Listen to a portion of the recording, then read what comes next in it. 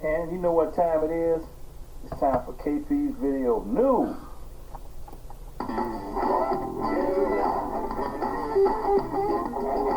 KP's Video News, y'all.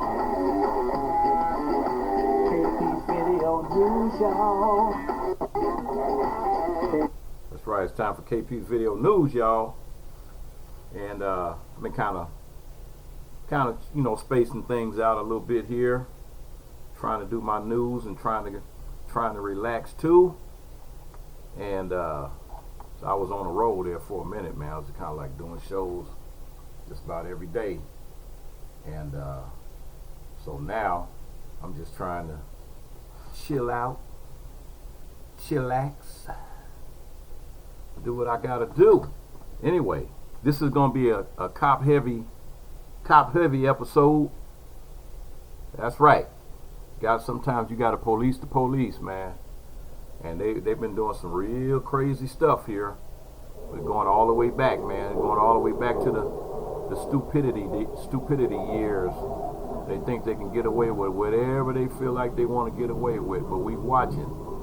We are watching you. While you think you watching us, we're watching you.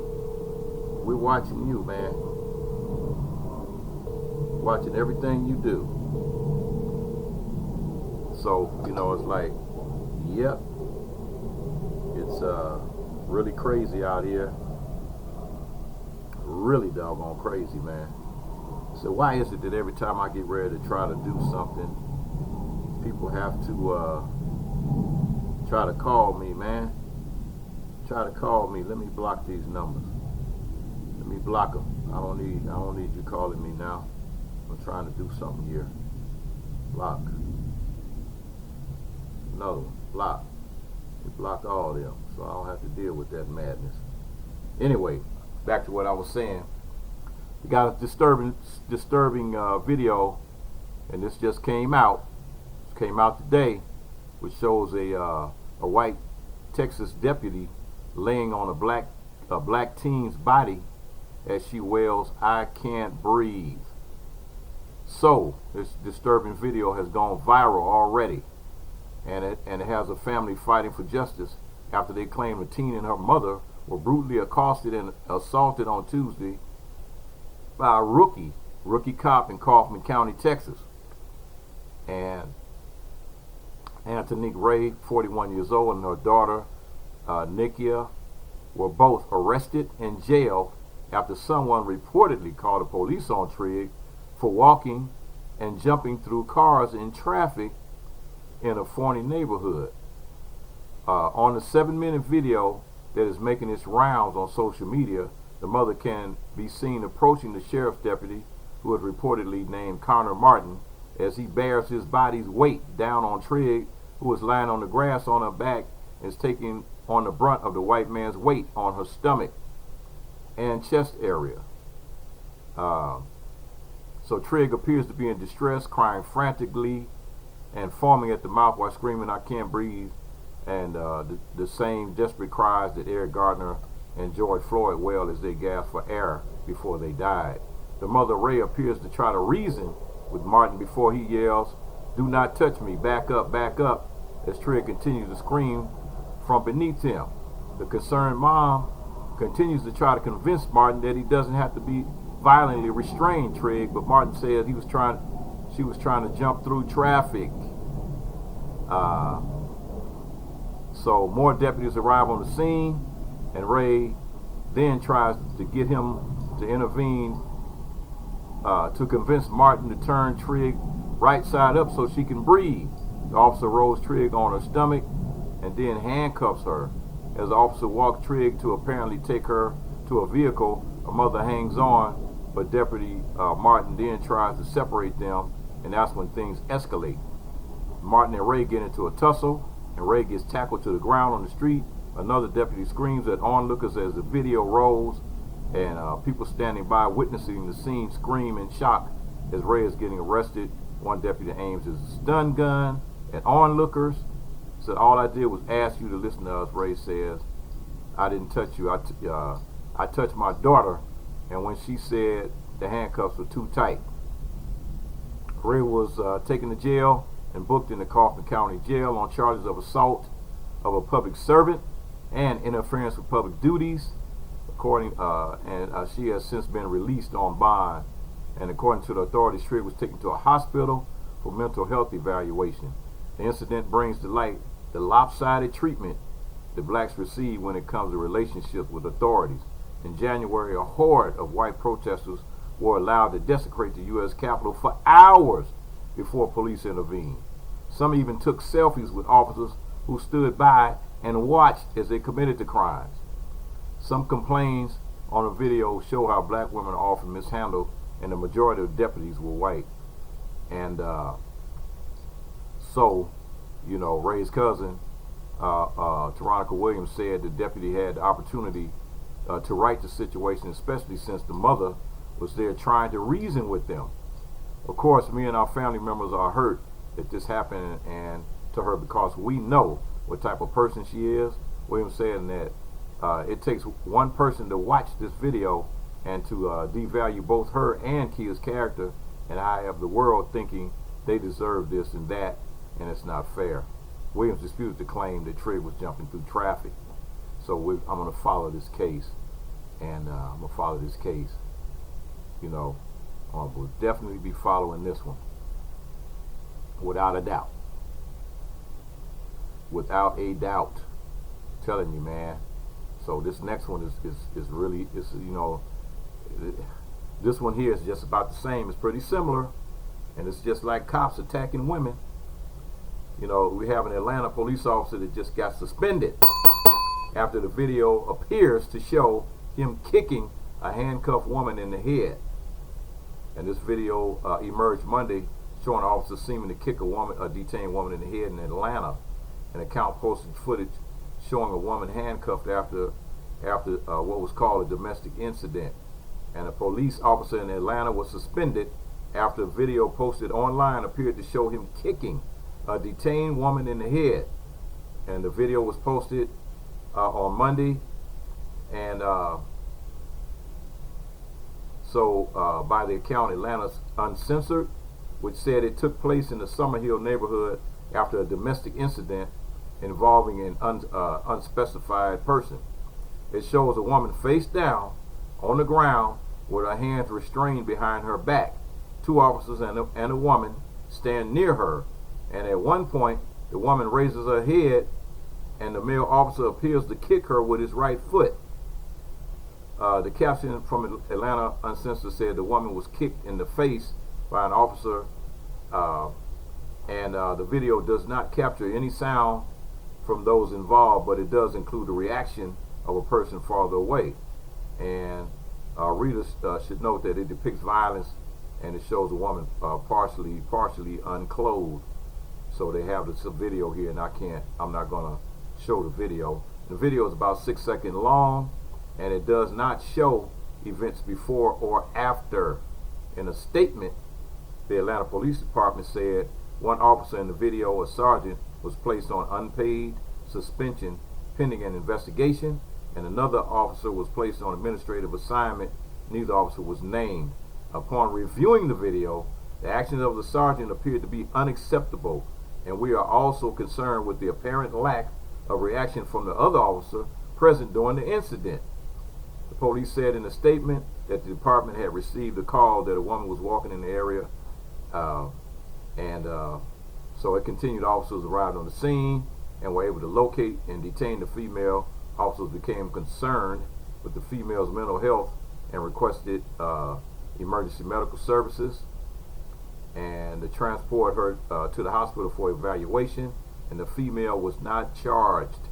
The police department said its Office of Professional Standards had began an investigation.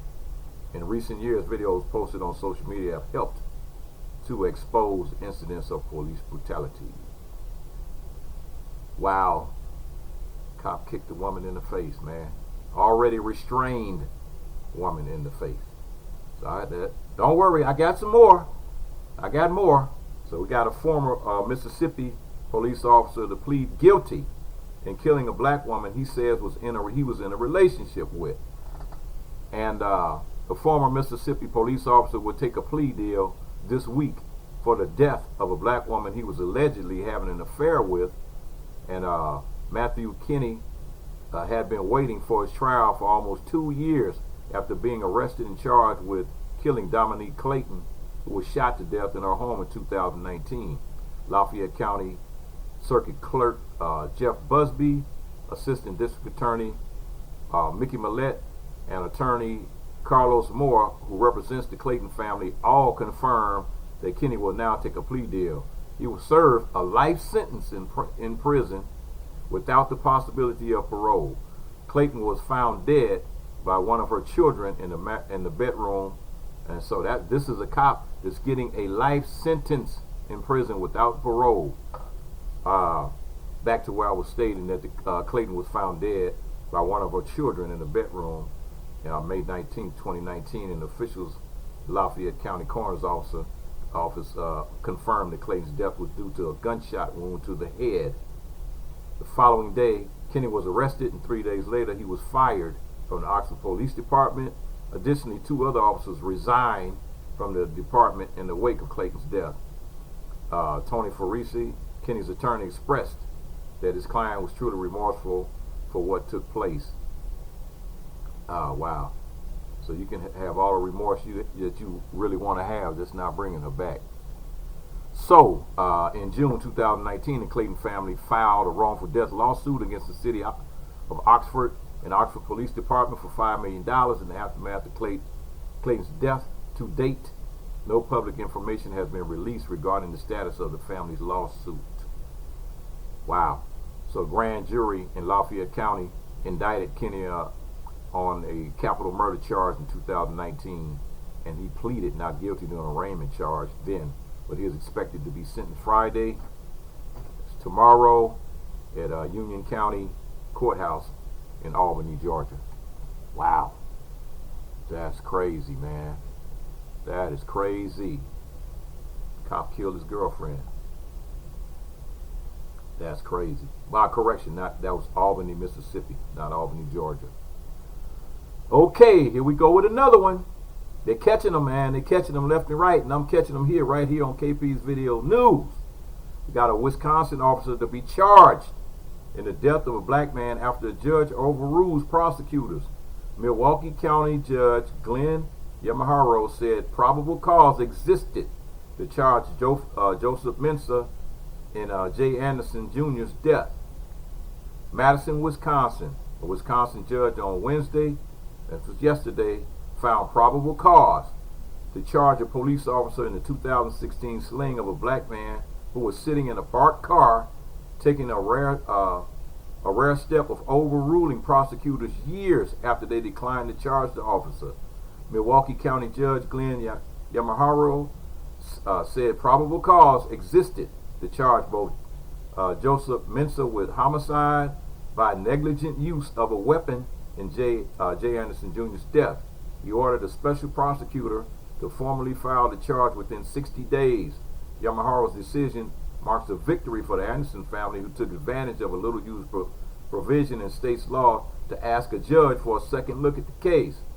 Mensah, who was also black, discovered the 25-year-old Anderson sleeping in his car about 3 a.m. in the park in a Milwaukee suburb. Mensah said that he shot Anderson after Anderson reached for a gun, but Anderson's family disputes that, and the judge on Wednesday said the evidence did not back up Mensah's version of the events. Anderson was the second of 3 people Mensah shot to death during a 5-year stint. This cop shot 3 people in 5 years. Wow. So, So prosecutors cleared him of criminal wrongdoing in each case.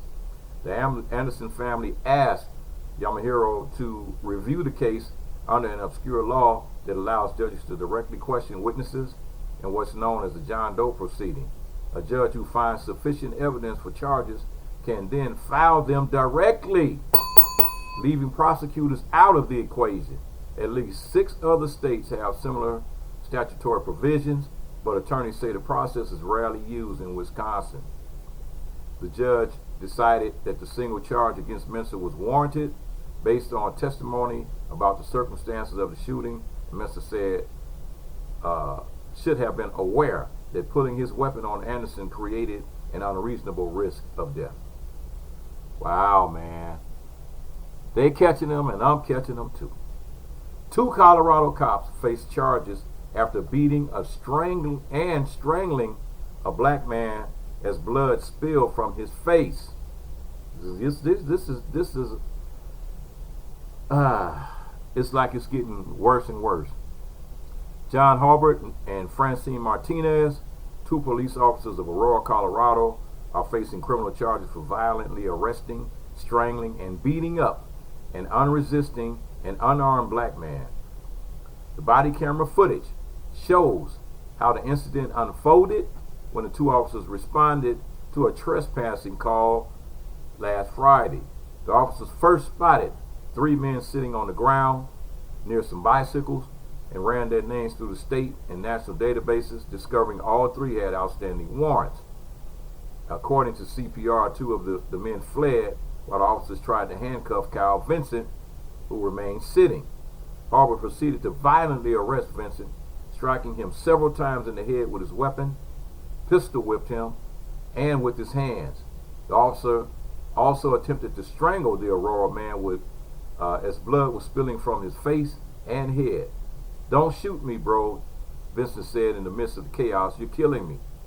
Harbert ordered Vincent to roll over on his stomach and to show his hands, which he did. The distraught Colorado man also begged for water while being attacked. He was later taken to a hospital for Wilson, a cut on his head that required 6 stitches. Aurora Police Chief Wilson said the video will strike your conscience. I know as I watched it, I felt myself welling up tears in my eyes as well as anger, the chief of police stated. Wilson adds that Vincent was arrested for an outstanding warrant in Denver County, but he may have been unaware that it existed.